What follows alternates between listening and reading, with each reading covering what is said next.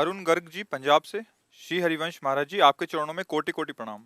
महाराज जी, जीवन में अच्छे कर्म करना या भजन करना, दोनों में क्या श्रेष्ठ है?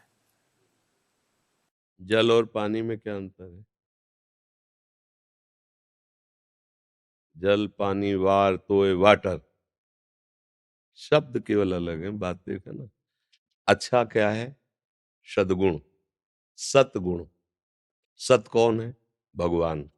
बिना भगवान के परिचय के तुम जिसे अच्छा कहते हो वो बुरा ही होता है। आप हमें सोच के बताओ, जो भगवान से बिलग कुछ अच्छा लगे, कुछ भगवान से बिलग हो और फिर अच्छा हो, वो हमें बताओ। तो आपने उसके दो विभाग कर दिए, एक अच्छे कर्म और एक भजन। आपने उसे दो माना, दो नहीं है। बिना बुद्धि शुद्ध हुई आप जान ही नहीं सकते कि अच्छा कर्म किसे कहते हैं। समझ रहे हो? और बुद्धि शुद्ध होती है भजन से। बात एक ही हुई। जब हम भजन करेंगे तो हमारी बुद्धि शुद्ध होगी, और शुद्ध बुद्धि से हम जान पाएंगे कि अच्छा क्या है। कोई भी अपने लिए बुरा कर्म करता है क्या? चाहे वो गड़ासे से काटता हो, वो अच्छा समझता है। इसकी जेब काट लेंगे, हमारा काम बन जाएगा, अच्छा समझता है वो। लेकिन वो अच्छा नहीं है। हम इसको दान देंगे तो हमारे को बहुत करके मिलेगा, वो इसे अच्छा समझता है। ये अच्छा नहीं है। इतने में तो तुम्हारी बुद्धि शुद्ध नहीं, जब और बढ़ के मिलेगा तो तुम्हारी बुद्धि और अशुद्ध हो जाएगी।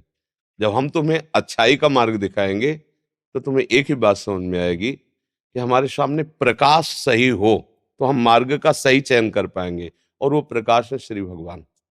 हमारी जो बुद्धि को शुद्ध करते हैं वो श्री भगवान है। अगर भगवान का भजन हमारे जीवन में नहीं, भगवान का नाम नहीं है, भगवान का आश्रय नहीं, तो आप सोच सकते हो कि मैं अच्छा कर रहा हूं पर अच्छा नहीं है, उसका परिणाम अच्छा नहीं होगा।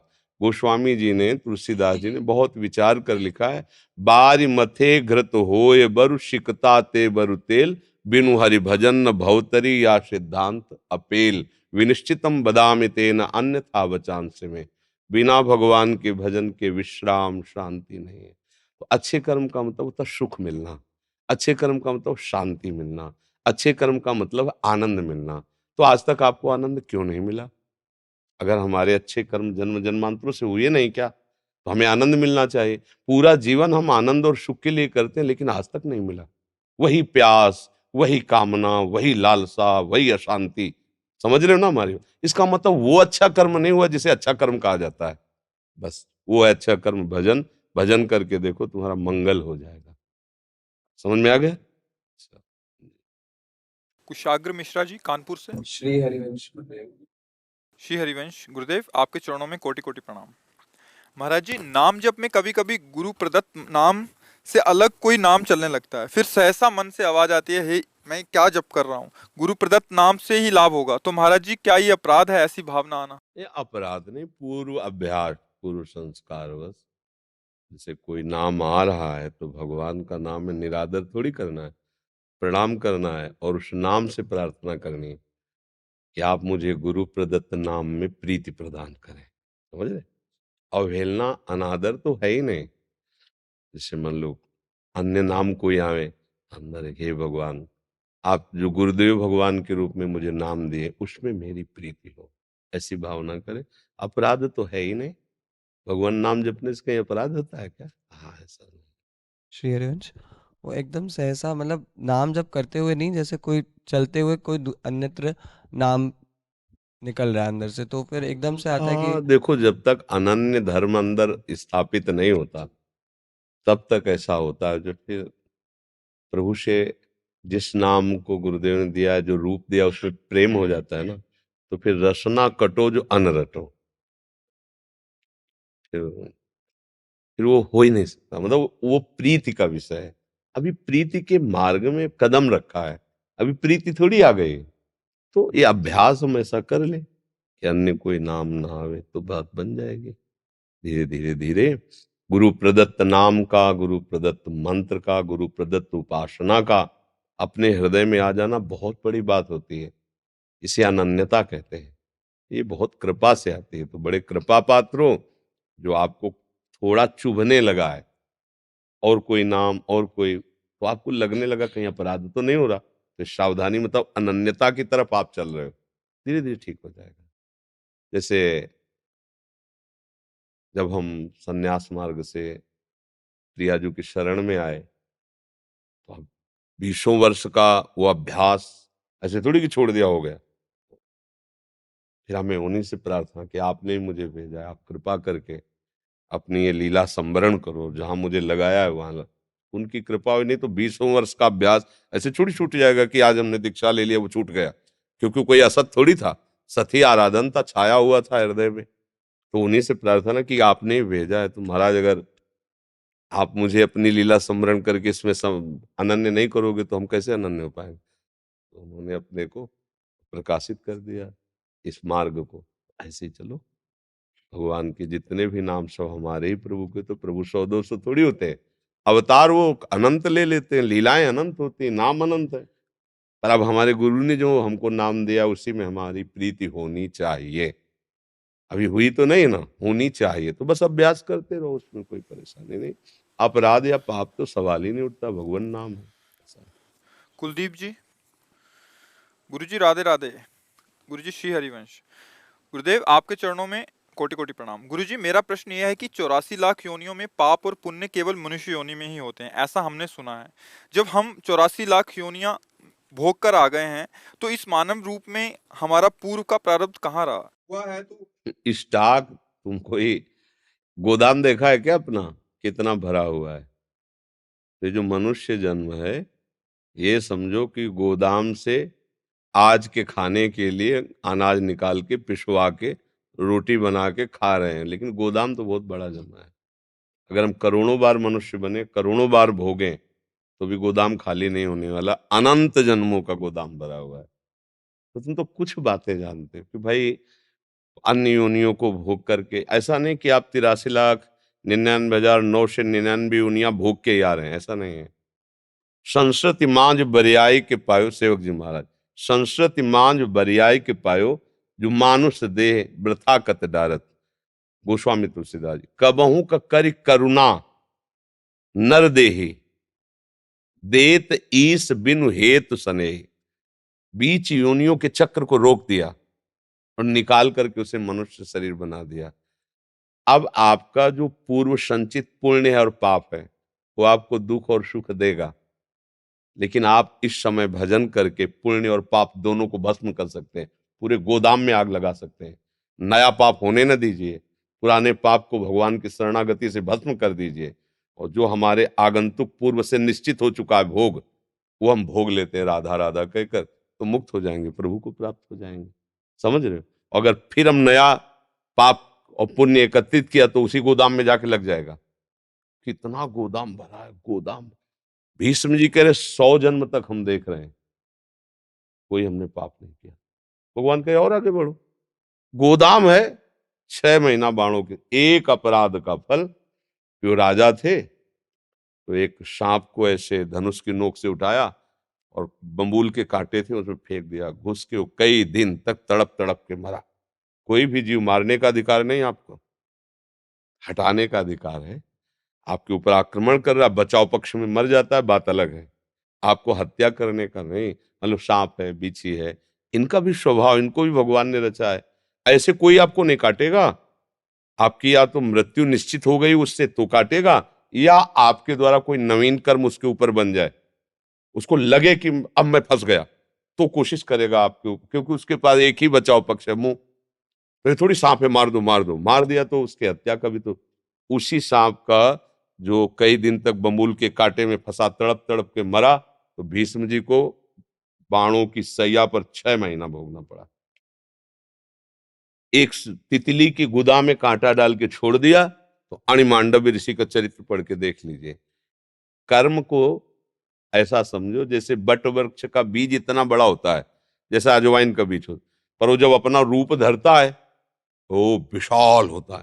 तो कर्म का ये बीज है जो तुम कर रहे हो, इसका वृक्ष बनेगा। तो आपको लगेगा जैसे किसी को आपने गंदी हरकत से छेड़ा, 5 मिनट का कर्म बना, और न्यायालय में जब इसका दंड दिया जाएगा तो 10 वर्ष की सजा, 20 वर्ष की सजा। पहले तो वर्षों लगेंगे मुकदमेबाजी में, वो दंड अलग से भोगो। इसके बाद फाइनल में सजा होगी, तो आपको लगेगा 15 मिनट 20 मिनट की हमारी गलती के इतना बड़ा दंड, ये यहाँ है, ये तो इसका ब्याज है, मूल अभी और आपको मिलेगा। नरक में जाकर उसका दंड मिलेगा। इसीलिए तो डरना चाहिए। जब ज्ञान नहीं तो नहीं डर रहे, नहीं तो डरना चाहिए। कानून के विरुद्ध, भगवान का बनाया हुआ कानून गीता जी है, भागवत है, उसके विरुद्ध आचरण करोगे तो यहां भी दंड मिलेगा और वहां भी दंड मिलेगा। तो ऐसे ही आप जैसे सोचे कि हमने तो कर्मों का फल भोग लिया, तो ऐसा नहीं है। 20 साल की यहाँ सजा हुई, लाठी चली, बदनामी हुई, बेइज्जती हुई, ये सब। अब इसका जो मूल बीज बना था तुम्हारे अंदर, वो नरक में जाके भस्म होगा। वहां से फिर तुम्हारे इस स्वभाव के कारण तुम्हें नीच योनियों में पटका जाए। अरे ऐसा थोड़ी, आप देखो, किसी की जेब काट ली, कितना रुपया काट लिया, कितना, अब डंडा चलेगा, पुलिस ले जाएगी, मुकदमेबाजी होगी, 6 महीने की सजा, 5,000 रुपया जुर्माना। ये सब क्या हो रहा है? छोटा सा कर्म था, ऐसे किया, ऐसे निकाल। इसीलिए हरिवंश महाप्रभु के जैसी हरिवंश नरक गति दुर्भर यम द्वारे कटियत नक्षिके। एक ही बात है, मुकदमे में फाइनल हो गया कि आपको फांसी की सजा होगी, और राष्ट्रपति से आपने विनय की और उसने लाल स्याही फेर दी, तो जजों का न्याय, वकीलों की वकालत सब बेकार हो गई। माफ। एक ही जगह है, वो भगवान की शरण, जिससे तुम्हारे सब कुछ बन जाएगा, माफ हो जाएगा। भगवान कहते हैं ना, मामे प्रपद्यन्ते माया में ताम तरन्ते। पर होता क्या है, हमें अवसर मिलता है, हम चूक जाते हैं। एक बार स्वतंत्रता दिवस था, राष्ट्रपति जेल में गए, कहा सब कैदियों को बुलाओ, आज स्वतंत्रता दिवस है, जो मांगेगा वो दूंगा। सब आए कैदी, से बैठ गए, एक एक खड़े होकर, बोलो क्या चाहते हो? बोले सुगंधित साबुन महीने में 2 मिलने चाहिए, पास। ये चीज साहब ने अपनी, एक खड़ा हुआ, बोले साहब मुझे जेल से मुक्त कर दो। बोले मुक्त करो इसे। सब ने कहा मुक्त, बस तूने साबुन मांगा है, तुम जेल। हम उन कैदियों में कि इसी जेल में रहना पसंद करेंगे, मुक्त होने की बात नहीं। कोई चतुर बिरला ही होगा, महाराज मुझे साबुन और यहाँ की कंबल और यहाँ की रोटी नहीं, मुझे यहां से मुक्त कर दो महाराज।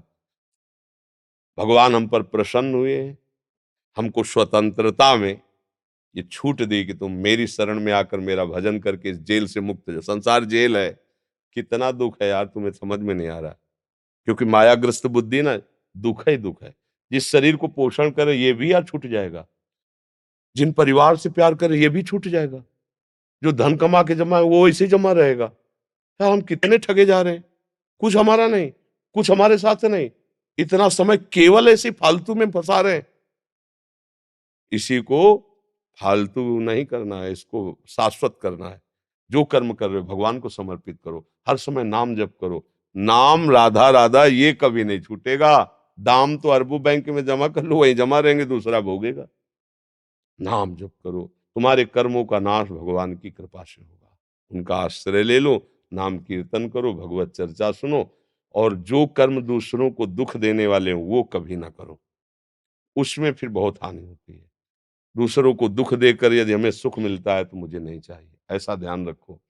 हाँ, दूसरे को कष्ट ना हो, हम भी सुखी हो वो भी सुखी हो, ये हुआ कर्म। दूसरे की हत्या कर, अब जैसे छोटे छोटे जीव हैं, अपने कोमल शरीरों की रक्षा जैसे हम करना चाहते हैं, ऐसे आप अपने स्वाद के लिए जिंदा भूंज रहे हैं, छुरी चला रहे हैं, अंग उनका काट रहे हैं अपने स्वाद के लिए। ये तुम्हारे साथ होगा, यहां भी होगा और वहां भी होगा, यहां भी होगा। ऐसी दुश्मनी करवा दी जाएगी कि ऐसे ही काटे जाओगे यहाँ, और जब वहां मर के जाओगे तो वहां की तो लीला ही अलग है। वहां मरना तो है लेकिन केवल भोगना ही है। अगर जो होगा सो देखा जाएगा, देख लो भैया, तुम देख लो। वैसे कितने ऐसे हैं, पूरा जीवन व्यतीत हो जाता है, शरीर सड़ता रहता है, कुष्ठ हो गया, ये वो दुनिया का नाटक। बचो, राधा राधा बोलो, श्री जी से प्रार्थना करो, सब कर्मों का अपराध माफ हो जाए, और हम इसी जन्म में एकदम नहा धो के, जैसे नहीं अपने घर जाया जाता है, ऐसे पाप पुण्य दोनों को छोड़कर प्रभु के धाम जाएं, प्रभु से मिले जाकर। ये जीवन की सार्थकता है। परमजीत कौर जी बरेली से, राधा वल्लभ श्री हरिवंश महाराज जी, आपके चरणों में कोटि कोटि प्रणाम। महाराज जी, आप ऐसी कृपा कर दीजिए कि मेरे प्यारे सदगुरुदेव ये मन संसार से हटकर भगवान की प्राप्ति में लग जाए। गुरुदेव की आपकी कृपा से ये इंद्रियां सांसारिक संवाद वार्तालाप छोड़कर केवल प्रभु की भक्ति में लग जाएं। हरिवंश कृपा हरिवंश कहें, हरिवंश कहें, हरिवंश लहें, हरिवंश सुलाभ सदा तिनके, सुख संपत्ति दंपति जो जिनके। गुरु कृपा, आचार्य कृपा का स्वरूप यही है कि जो नाम मिला है उसे खूब जपो। हरिवंश कृपा, हरिवंश कहें, श्री हरिवंश राधा वल्लभ, श्री हरिवंश राधा वल्लभ, श्री हरिवंश। इसका फल होगा आपकी इंद्रियां निर्विषय होकर, मन निर्विषय होकर प्रियालाल में लग जाएगा, प्रियालाल मिल जाएंगे। यही जीवन का लाभ है। तो जो नाम मिला है उस नाम को जपो। मन लगे न लगे, जैसे हम आग को प्यार से छुए तो जल जाएंगे, जबरदस्ती कोई छुआ दे तो जल जाएंगे, भूल से छू जाए तो जल जाएंगे, क्योंकि उसमें दाहिका शक्ति है। ऐसे हम भाव से नाम जप करें, श्रद्धा से नाम जप करें, अश्रद्धा से जप करें, जबरदस्ती जप करें, तो उसका स्वभाव है तुम्हारे पाप नष्ट करके तुम्हारा मंगल विधान करना। जैसे अग्नि का स्वभाव है जला देना, ऐसे नाम का स्वभाव है मंगल कर देना। नाम जपत मंगल दिशि दशहु, कहीं भी रहो हर जगह तुम्हारा मंगल होगा यदि हर समय नाम जप करते हो। अब नाम तुम्हारे हृदय में गुरु कृपा से आ गया तो आप उसे जपो, राधा राधा राधा राधा राधा वल्लभ श्री हरिवंश राधा। अभी आनंद, पहले पाप नष्ट होंगे, अनर्थ वृत्तियां वो नष्ट होंगी, फिर आनंद आने लगेगा, फिर कोई प्रश्न ही नहीं रह जाएगा। अब नाम जप में मन नहीं लगता, सेवा पूजा में मन विचलित होता है। अब बताओ हम क्या उत्तर दें किसी के लिए भी? अब हम क्या कह सकते? जब आपने पहले ही सब नकारात्मक सोच रख ली तो हमारे पास कोई जादू टोना वाले तो हम है नहीं। तुम्हारा कर्म तुम्हारे माथे पे चढ़ा बैठा है, वो तुम्हारा नाश कर देगा, तुम्हें कोई जंतुर नहीं बचा सकता। बचा सकते हैं तो दुनिया के जो मालिक हैं वही बचा सकते हैं। राधा राधा राधा, उनका नाम जप करो, उनके आश्रित रहो, तुम्हारा मंगल हो जाएगा। नहीं सावधान रहोगे तो एक आ रहा है मंगल करने, तुम्हारा मृत्यु। आज नहीं तो कल, कल नहीं तो परसों उसकी चपेट में तुम्हारे सब जितना सजाया हुआ महल है सब विध्वंस हो जाएगा। बैंक का बैलेंस बैंक में रहेगा, परिवार के सब तुम्हें जल्दी फूंकना चाहेंगे, ज्यादा देर होगी तो बॉडी सड़ेगी। घर में ज्यादा देर मरा हुआ आदमी नहीं रहना, हटाओ इसको, तब तुम्हारी समझ में अपने आप आ जाएगा कि तुम्हारा कौन है। जिससे मन लगाना चाहिए वहां लगाया नहीं, जिनसे लगाया वो तुम्हारे हुए नहीं। अब क्या, चलो खाली हाथ मन पचितई है औषध पीते। दुर्लभ देह पाए हरिपद भजु, करम बचन अर जीते, मन पछतई है। प्यारे बढ़िया समय, राधा वल्लभ श्री हरिवंश राधा राधा राधा, ये परम धन कमा लो, ये यहाँ भी आनंद देगा परलोक में भी आनंद देगा। और ना कमाओ तो भाई जो कमाओगे वही भोगना पड़ेगा। अवश्य में वो भोक्तव्यम कृतम कर्म शुभाशुभम। रवि शर्मा जी, श्री हरिवंश महाराज जी, आपके चरणों में कोटि कोटि प्रणाम। महाराज जी, कुछ वर्ष पूर्व अपने दो मित्रों की असामयिक मृत्यु के पश्चात मानसिक स्थिति बहुत अच्छी नहीं रहती थी। फिर मैंने अपनी माता जी के कहने पर अध्यात्म मार्ग का चयन किया। महाराज जी, सत्संग और वाणी पाठ के सुनने के बाद मैं उस स्थिति से बाहर निकला, पूजा पाठ में रुचि बढ़ गई। महाराज जी, मैं ये जानना चाहता हूँ कि क्या कर्म योग द्वारा भी प्रभु की प्राप्ति की जा सकती है? हाँ, अच्छे से की जा सकती है, पर वो निष्काम कर्म योग। सकाम तो सभी लोग कर रहे हैं, वासना के वशीभूत होकर के सब कर्म कर रहे हैं, लेकिन वो कर्म है उसका फल भोगना पड़ता है। कर्म योग के द्वारा भगवान की प्राप्ति होती है। जब कर्म योग हो जाता है तो भगवान की प्राप्ति। कर्म योग शरीर और सेवा सामग्री, ये श्री भगवान की दी हुई वस्तु है। अंदर से मानकर उनके द्वारा जो भी सामने व्यक्ति वस्तु स्थान है वो सब भगवत स्वरूप है, ऐसा भाव करके हम जो कार्य कर रहे हैं, माता पिता भाई बंधु परिवार के सुख के लिए, नौकरी व्यापार किसानी जो भी, देशभक्ति जो भी, वो सब भगवान के लिए है। उस कार्य की पूर्णता और अपूर्णता में समान भाव। सुखे दुखे समय कृत्वा लाभा लाभो जया जयो, हानि हो या लाभ, जय हो या पराजय, सुख हो या दुख, मैं भगवान के निमित्त कार्य कर रहा हूं, उसमें न हर्षित होना है न शोकित होना है। काम पूरा हो जाता है तो साधारण आदमी को हर्ष होता है, काम में बाधा पड़ गई, हानि हो गई तो उसे शोक होता है। कर्मयोगी को ऐसा नहीं होता। तो जय और पराजय में, लाभ और हानि में उसको भगवत प्राप्ति होगी, ऐसे नहीं हो जाएगी। कर्म योग, केवल कर्म से तो अवश्य में भोक्तव्यम कृतम कर्म शुभाशुभम, दो ही प्रकार के कर्म होते हैं, पाप या सुकृत पुण्य, उनको तुम्हें भोगना पड़ेगा, उससे भगवत प्राप्ति थोड़ी होगी। पाप और पुण्यों से भगवत प्राप्ति नहीं होती। पाप से नरक की प्राप्ति होती है, पुण्य से स्वर्ग की प्राप्ति होती है। पाप और पुण्य मिश्रित हो तो मृत्यु लोक की प्राप्ति होती है। कर्म योग से भगवान की प्राप्ति होती है। ये तो सर्वाणि कर्माणि मयि सन्न्यस्य मत्पराः अनन्ये नैव योगेन माम ध्यायन्तु उपासते। यह है कर्मयोग। समस्त कर्म भगवान के चरणों में अर्पित कर दिए, एक यंत्र की तरह भगवान के सारे कार्य सृष्टि के कर रहे। कोई हमें चाह नहीं है, चाहे कि हमारे भगवान प्रसन्न हो जाए। उन सब कर्मों का जो योग हुआ भगवान से, वो आपको फल की प्राप्ति करा देगा। भगवद स्मरण करते हुए सारे कार्य करना और वो कार्य भगवान को समर्पित। आज के इस सत्संग में बताया था, यत करोषि यदश्नासि यज्जुहोषि, जो कर्म करो, जो खा पी रहे हो, जो तप दान करो, वो सब भगवत प्रसन्नता के लिए करो, भगवत प्राप्ति हो जाएगी। समझ पा रहे हैं आप हमारी बात?